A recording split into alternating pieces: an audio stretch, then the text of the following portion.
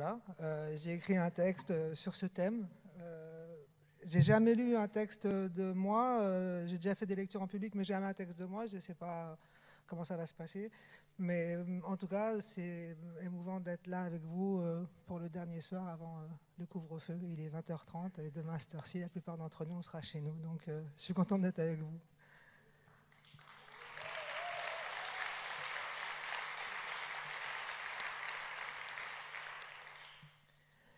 J'ai l'impression de vivre avec 10 000 keufs à l'intérieur de ma tête. Les vrais keufs, les keufs des autres, les keufs des adversaires, les keufs de mes amis. Je suis devenue un camp pénitentiaire à moi toute seule, avec des frontières de partout, entre ce qui est bien et ce qui est mal, entre ce qui me plaît et ce qui me déplaît, entre ce qui me sert et ce qui me dessert, entre ce qui est bénéfique et ce qui est morbide, ce qui est permis et ce qui est interdit. Toutes les propagandes me traversent et parlent à travers moi. Je ne suis imperméable à rien et j'en ai marre de surveiller ce que je dis sans même avoir le temps de m'en rendre compte. Je n'ai pas besoin que la police menace. Je menace toute seule. Je n'ai pas besoin d'un couvre-feu pour m'enfermer en moi. Je n'ai pas besoin de l'armée sous mes fenêtres pour surveiller ce que je pense parce que j'ai intériorisé tellement de merde qui ne servent à rien. Je rampe sous des barbelés parfaitement inutiles mais que j'ai avalés et j'en ai marre de prétendre que j'ai la force de les repérer et de les pulvériser alors qu'ils me lacèrent à chaque pas. Rien ne me sépare de la merde qui m'entoure. Je dépense tellement d'énergie à m'asphyxier, à dire que c'est un choix moral. Je passe mon temps à faufiler sur des radars de contrôle et attendre des raclées chaque fois que j'ouvre ma bouche, quand les vraies raclées, je suis celle qui me les administre parce que les flics les plus efficaces sont désormais ceux qui sont passés dans ma tête et j'en viens à surveiller mes moindres propos. Comme si quelque attitude qui soit pouvait faire que je mérite d'être innocenté, je mérite le premier prix de pureté, je mérite d'être désigné comme le meilleur, comme s'il existait une frontière qui nous sépare les uns des autres. L'illusion que c'est chacun son stand, chacun sa biographie, chacun sa récompense en fonction de son comportement, chacun son bout de trottoir pour y faire le tapin ou la manche, ou son petit numéro de gloriole, quand c'est le même trottoir pour tous. Mais chacun ses limites et chacun son prestige, chacun son lectorat, chacun son auditoire. On aurait tous un univers. Bullshit. Il n'y en a qu'un d'univers, le même pour tous. Et tirer son épingle de ce jeu n'est jamais une question de force, encore moins de mérite, juste d'agencement et de chance, et rien ne me sépare de la merde qui m'entoure. La frontière de mon corps, ce n'est pas le bout de mes doigts, ni la pointe de mes cheveux. La frontière de ma conscience n'est pas ma force de conviction, c'est l'air vicieux que je respire et l'air vicieux que je rejette. La boucle dans laquelle je m'inscris est bien plus large que celle que ma peau définit. L'épiderme n'est pas ma frontière. Tu n'es pas protégé de moi, je ne suis pas protégé de toi. Ta réalité me traverse même si on ne se regarde pas, même si on ne baise pas, même si je ne vis pas sous ton toit. Nous sommes en contact permanent. Le procédé que la pandémie rend visible sous forme de contagion, il est temps d'en prendre conscience sous forme de guérison. Chaque fois que tu as le courage de faire ce qu'il te convient de faire, ta liberté me contamine. Chaque fois que j'ai le courage de dire ce que j'ai à dire, ma liberté te contamine. Nous avons avalé ces histoires de frontières, cette fable du chacun pour soi, chacun chez soi, cette fable qui veut que les choses telles qu'on les connaît soient la seule réalité possible et qu'elles soient immuables. La fable selon laquelle la race humaine n'aurait qu'un seul destin collectif possible, l'exploitation impitoyable des uns par une élite, le pouvoir par la force et le malheur pour tous. Toutes les propagandes me traversent et m'habitent et me gèrent. Je ne suis pas un territoire de pureté ni de radicalisme et je ne suis pas du bon côté de la barrière. Rien ne me sépare de la merde qui m'entoure, rien, sauf le désir de croire que ce monde est une matière molle. Ce qui est vrai aujourd'hui peut avoir disparu demain. Et j'en ai marre de croire en des frontières qui ne me servent à rien, d'y adhérer comme si elles avaient été tracées par une main divine qui ne se trompe jamais, alors qu'elles sont juste gribouillées au hasard par des cons. Et j'en ai marre de croire en des choses qui ne me servent à rien. C'est la rage d'avoir raison qui nous lamine, la rage de tracer des frontières entre le domaine du bien et le domaine du n'importe quoi, la rage d'être du bon côté, comme s'il existait quoi que ce soit dans ce capharnaüm qui soit une position juste, une position pure, une position idéale, une position définitive dont on ne bougerait plus. Et alors, ce sont les armes de l'ennemi que nous utilisons, les armes de ceux qui ne nous veulent aucun bien, car nous constituons une menace à leurs yeux, les outils de l'exclusion et de la disqualification et de l'humiliation et de la silencialisation et de l'invisibilisation. Et au bout du compte, c'est comme vouloir faire la révolution, mais juste pour remplir les prisons d'autres populations, pour donner d'autres ordres aux mêmes policiers, donner d'autres consignes aux mêmes juges. C'est comme changer les joueurs, mais ni le terrain ni le genre de jeu. Alors cette révolution se transforme en un roulement des équipes dirigeantes, la même connerie, mais avec d'autres qui en profitent. Et je ne dis pas que ça ne sert à rien. Ce mouvement a quelque chose de sain, sauf qu'il n'y a pas de rêve là-dedans. Aucun. Une révolution dans laquelle on ne met ni rêve ni joie, alors il ne reste que la destruction, la discipline et l'injustice. Et si on dit révolution, il faudra dire douceur.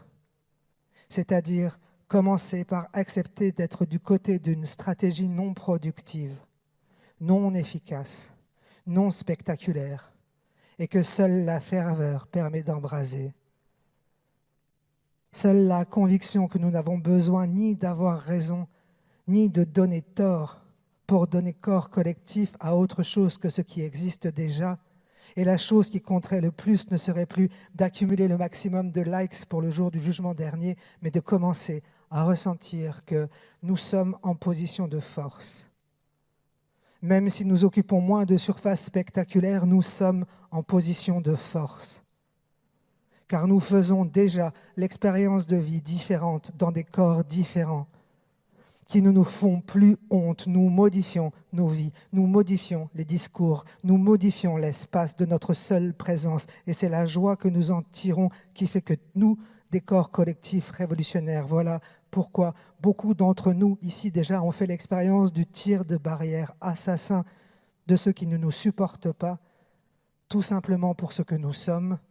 Ils sont toujours convaincus que la douceur, justement, doit être réservée au foyer, à la bonne femme et à son chien, et jamais à l'espace public, et jamais dans le monde dans lequel on vit. Ceux-là, nous devons comprendre que s'ils sont ivres de rage, c'est parce que nous avons commencé de gagner.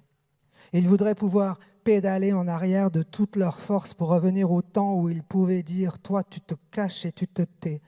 Ta parole n'est pas politique. Toi, tu te caches et tu te tais. » Mais ils savent, une fois sortis, nos libertés contaminent et nous avons déjà commencé de changer le monde. Ceux qui pensent qu'on devrait nous faire taire pensent prison, soumission par la force à une réalité unique. Ils pensent droit divin, police, bain de sang, enlèvement, interrogatoire, torture, censure, surveillance, prison. Ils rêvent d'un papa absolu, d'un adulte qui saurait tout sur tout et les protégerait d'eux-mêmes. Ils rêvent obéissance, soumission, discipline. Ils ont cet avantage de rêver d'un monde qui existe déjà, qui a raison partout. Et nous avons cet avantage de ne pas croire qu'il soit immuable. Ce qui est irrémédiable, c'est la mort de tout ce que nous connaissons comme réalité.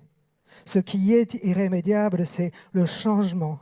Ce qui est irrémédiable, c'est la rapidité avec laquelle la réalité se réinvente contre la lourdeur de nos consciences. Il y a la plasticité du réel. Leur narration n'est pas solide. Voilà ce que le Covid nous apprend. Ils se défendent comme des diables et prennent toutes les décisions débiles. Ils se frottent les mains en pensant « on va en profiter pour tourner tout ça à notre avantage ». Leur narration n'est pas solide. Ils se racontent des histoires. Ce dernier tour de force est un dernier tour de piste. Leur réalité tombe en poussière. Et ils sont des baltringues, enchantés d'eux-mêmes, des imbéciles convaincus de leur importance. Ils s'époumonnent, mais ce n'est pas parce qu'ils gueulent en chœur que ce qu'ils disent est vrai. Leur stratégie du bruit donne l'impression qu'elle est plus efficace que jamais. Mais s'ils crient aussi fort et qu'ils semblent si sincèrement souffrir, c'est qu'ils sentent qu'ils sont à bout de souffle. Et pour le dire simplement, cette autorité des puissants, on peut se la carrer au cul. Ils ont plus ou moins mon âge. Ils savent qu'ils vont bientôt mourir et d'une certaine façon, ça leur fait plaisir d'imaginer qu'après eux, rien ne subsistera. En attendant, les plus puissants lèguent à leurs enfants les rênes du pouvoir et leur seul pouvoir, c'est la force de destruction. La rafale de balles est réelle, l'impact de la bombe est réel, l'efficacité des armes est réelle. Quel que soit l'imbécile qui s'en sert, c'est lui qui écrira l'histoire. Mais quand bien même ils ont les armes et le commandement des armées et les flics pour se protéger, ils auront toujours besoin de corps gratuits pour faire leur guerre et enclencher leur répression. Et rien ne dit que demain ces soldats et ces flics ne changeront pas d'avis. Rien ne dit que demain ces soldats et ces flics ne décideront pas de changer de programme et de ne plus tirer sur les hommes et les femmes et les enfants. Rien ne dit que demain les hommes ne diront pas « le viol ne me fait pas bander ». Violer les femmes et les gamins devant les parents égorgés ne me fait pas bander. Je n'ai plus envie d'appartenir à cette histoire de merde sous prétexte que 3 débiles au sommet ne connaissent pas la satiété. Rien n'a jamais empêché l'histoire de bifurquer. Qu'on nous répète le contraire à longueur de journée n'en fait pas une loi. Rien n'a jamais empêché l'histoire de disjoncter et rien ne s'oppose à ce que l'espèce humaine change de narration collective. Au contraire, pour la première fois dans l'histoire de l'homme, elle n'a pas d'autre choix que le faire. Il faudra bien changer de narration. Les marchés, ça n'existe pas. On ne parle pas de montagnes, d'ouragans, d'incendies, d'océans, de grands gels. On ne parle pas de choses réelles quand on parle des marchés. Ce ne sont pas des géants à la colère desquels on n'échappe pas. Ce que nous enseigne le Covid, entre autres choses, c'est que le jour où on arrête d'y aller, tout s'arrête. Et c'est tout. Nous ne sommes pas gouvernés par des dieux tout-puissants qui peuvent se passer de notre accord pour asseoir leur bordel. Nous sommes gouvernés par de vieux imbéciles qui ont peur que leurs cheveux frisent sous la pluie, qui posent à moitié nus sur des chevaux pour exhiber leur grosse virilité. Nous sommes gouvernés par de vieux impossibles à qui il est tout à fait possible de dire demain « Mais va donc la faire toi-même, ta guerre ». S'il est si important de tout confier toujours aux plus violents, organisez donc de grands matchs entre dirigeants et qu'ils se démerdent entre eux sur le ring avec le goût qu'ils ont pour le sang. Il est temps de se soustraire aux évidences. Le monde tel qu'on le connaissait s'écroule. Ce n'est pas une mauvaise nouvelle. C'est le moment de se souvenir, on n'est pas obligé pour les armes. On n'est pas obligé pour la guerre. On n'est pas obligé pour la destruction des ressources. On n'est pas obligé de tenir compte des marchés. Le patriarcat est une narration et elle a fait son temps. Termine de passer nos vies à 4 pattes sous les tables de vos festins, à grignoter vos restes. Parler est plus important que mordre. Parler est ce qu'on a fait de plus important ces dernières années. Nous qui n'avions jamais parlé. Et ce qui compte aujourd'hui, c'est prendre soin de nos paroles. Si nous voulons dire révolution, nous devons permettre à la parole de se prendre là où elle ne se prenait jamais. Il nous faut ouvrir des espaces, non pas safe, parce que safe, ça n'existe pas quand il faut déballer sa merde, mais d'écoute sincère. Ce n'est pas une affaire de bienveillance, mais de sincérité. Écouter sincèrement est peut-être ce que l'on doit apprendre. Pas écouter pour se conforter dans ce qui nous arrange, pas écouter en se demandant si ça peut améliorer la visibilité de nos boutiques respectives. Écouter sincèrement, en prenant le temps d'entendre. On ne peut pas écouter sincèrement la parole si elle est confisquée par les tribunaux. Il nous faut apprendre à écouter sans que notre but soit systématiquement de déclarer coupable ou non coupable. Tout le cirque du jugement relève du vieux monde. On s'en fout de savoir qui est coupable. Comment entendre, recevoir, soigner, pour ensuite transmettre autre chose que de l'abus de pouvoir. Nous devons apprendre à nous démettre des autorités.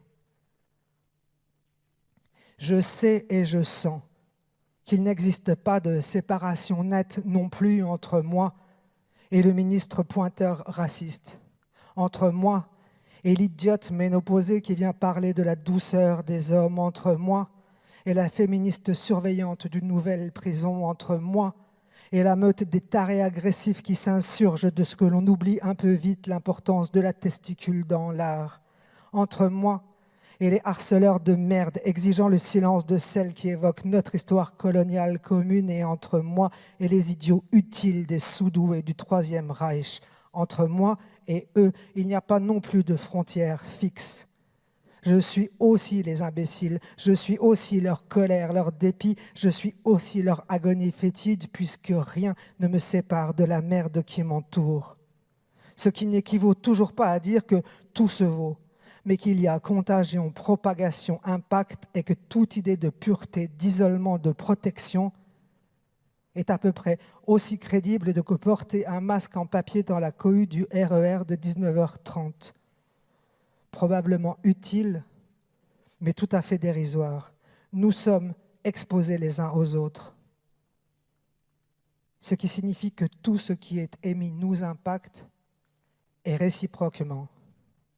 Car si je commence par dire « il n'y a pas de frontière si claire entre moi et les autres », je ne le dis pas de façon poétique. Je dis l'arménienne, sa souffrance, la libanaise, son désarroi, la femme sans toit, son errance, la femme en prison, son chagrin, la chanteuse à Hong Kong, sa détermination, l'étudiante précaire en foyer, sa rage. Quand je dis « nous sommes le monde tous en même temps », je ne viens pas chercher la culpabilité dans mon corps de ne pas sentir le drame.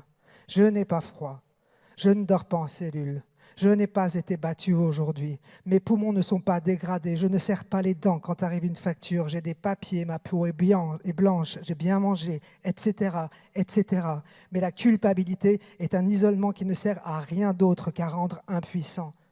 Oui, les vêtements que je porte aujourd'hui, c'est la vie détruite des enfants qui les ont fabriqués. C'est la pollution des pays. C'est la honte d'appartenir à la classe de ceux qui ont eu le culot de décider de délocaliser. Oui, la nourriture que j'absorbe, c'est l'empoisonnement de la terre et la destruction des espèces animales. C'est la détresse de l'exploitant agricole. C'est la fatigue du routier espagnol que je dépasse en pestant sur l'autoroute. Oui, l'institution musée que j'occupe ce soir est une histoire d'exclusion d'une rare violence.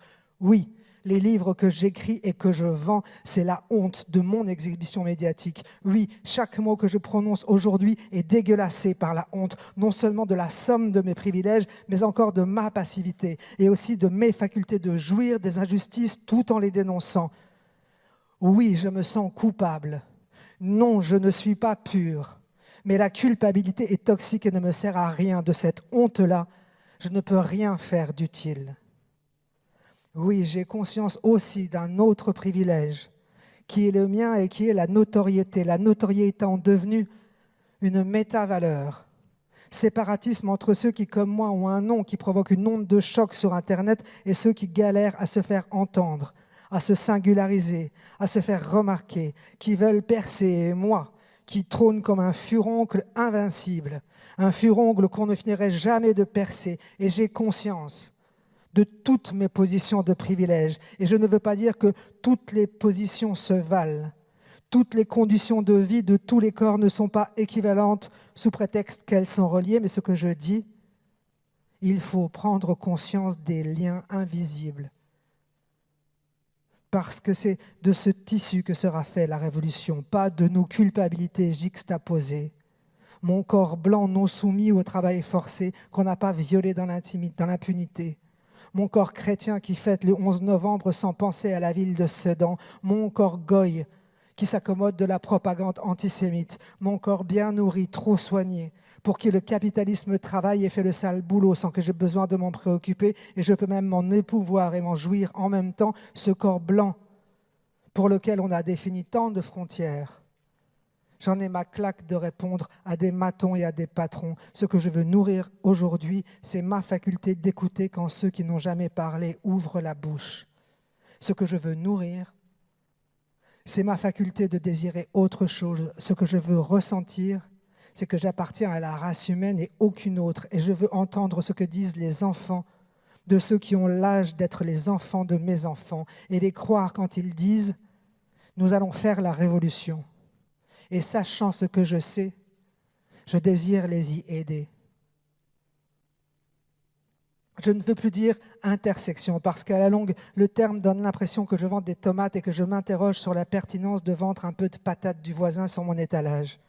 Alors que de facto, tes patates poussent sur le même terrain que mes tomates. Et de toute façon, savoir si j'ai intérêt à ce que mes luttes coïncident avec les tiennes est une préoccupation boutiquière qui n'a aucun sens. Il ne s'agit pas d'une carte routière ni d'un problème de maths. Quand nous dirons révolution, je veux me souvenir que je ne suis pas isolé de toi et tu n'es pas protégé de moi. On peut lever des murs, jeter des filets dans la mer, multiplier les frontières et les procédures pour les traverser. À la fin, c'est inepte.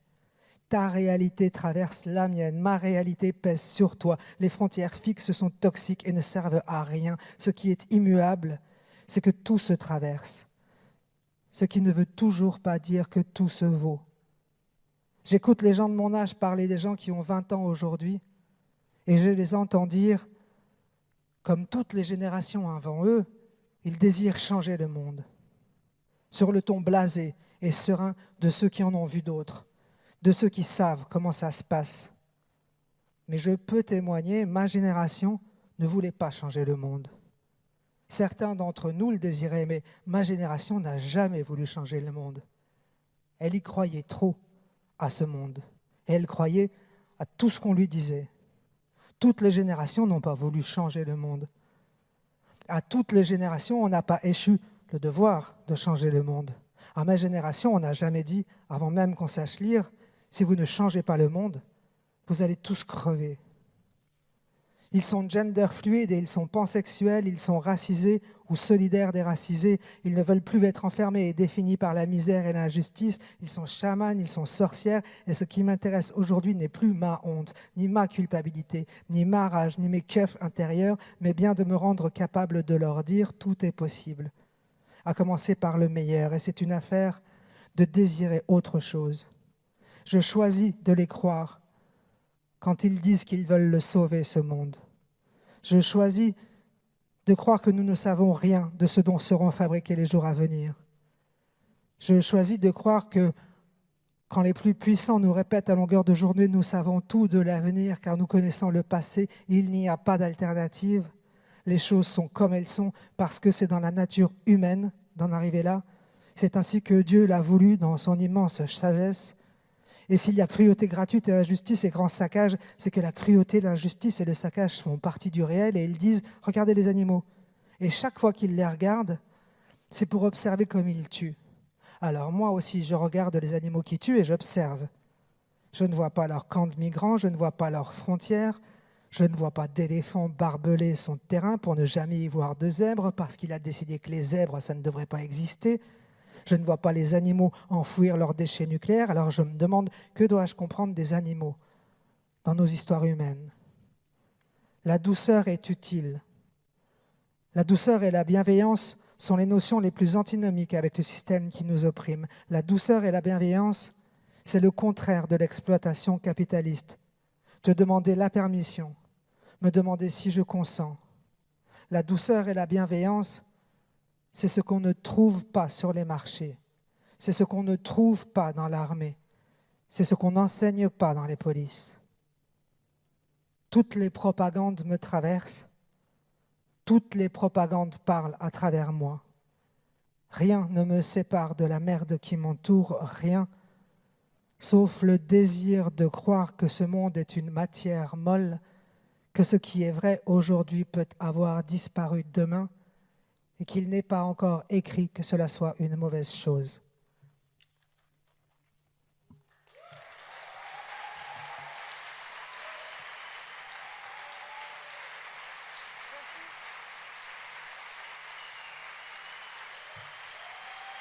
Bon, merci.